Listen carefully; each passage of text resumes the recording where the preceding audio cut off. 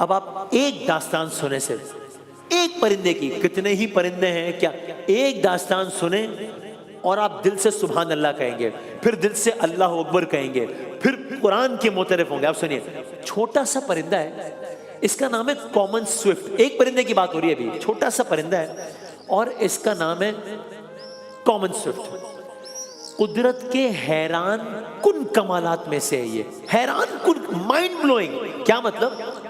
ایک پرندہ ہے نظر آ رہا ہے، ایسا کیا اس میں حیران کن ہے؟ اب سنیں، یہ وہ پرندہ ہے جو زیادہ تر وقت ہوا میں ہی رہتا ہے، ہوا میں ہی رہتا ہے، ہوا میں ہی رہتا ہے، ہوا میں ہی رہتا ہے۔ کیا مطلب؟ کتنا؟ بعض اوقات یہ پرندہ 10 ماہ تک کا عرصہ ہوا میں گزار دیتا ہے، 10 months۔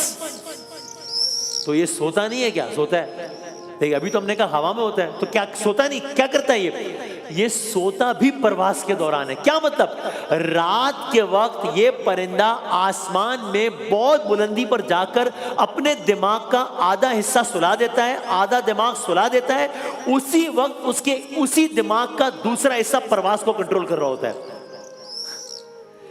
یہ پرندہ اپنی زندگی میں، سنیے گا، اپنی زندگی میں کبھی کبھی یہ پرندہ 4 ملین کلومیٹرز اڑتا ہے، 40 لاکھ کلومیٹرز۔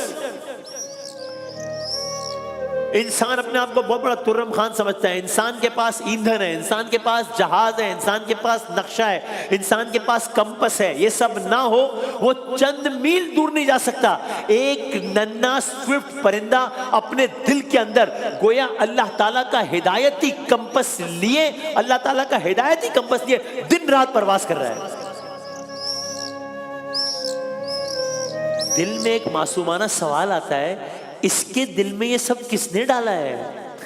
اس کو یہ سب کس نے بتایا ہے؟ جواب قرآن کریم سے لیتے ہیں، اس کو یہ سب کون بتا رہا ہے؟ قرآن کریم سورہ نحل ہے، اور سورہ نحل کی آیت ہے، اور یہ نحل کی آیت شہد کی مکھی سے متعلق ہے، لیکن اس کا اطلاق پھر بطور مجموعی ہوتا ہے۔ سورہ نحل کی آیت میں بتایا، ہم نے شہد کی مکھی سے کہا، ہم نے شہد کی مکھی سے کہا اپنے رب کے بتائے ہوئے راستوں پر چلتی رہو جو تمہارے لیے نرم اور ہموار کر دیے گئے ہیں۔ اللہ تعالیٰ کہہ رہا ہے ہم نے ان پرندوں کے مفہوم، اگر اس کے مفہوم کو وسعت دیں، کہ ہم نے ان کو یہ دلوں میں ڈالا کہ بس اپنے اللہ تعالیٰ کے بتائے ہوئے راستوں پر چلتے رہو، چلتے رہو، یہ راستے ہم نے تمہارے لیے نرم اور آسان کر دیے ہیں۔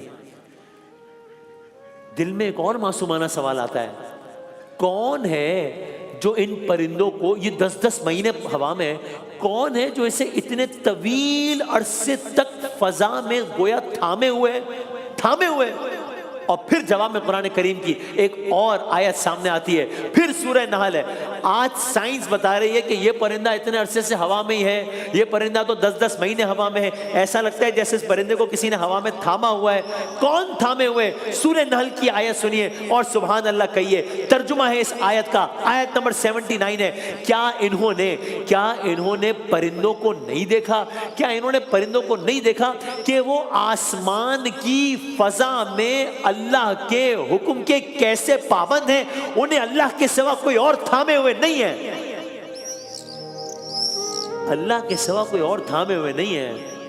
یقیناً اس میں ان لوگوں کے لیے بڑی نشانیاں ہیں جو ایمان رکھنے والے ہیں۔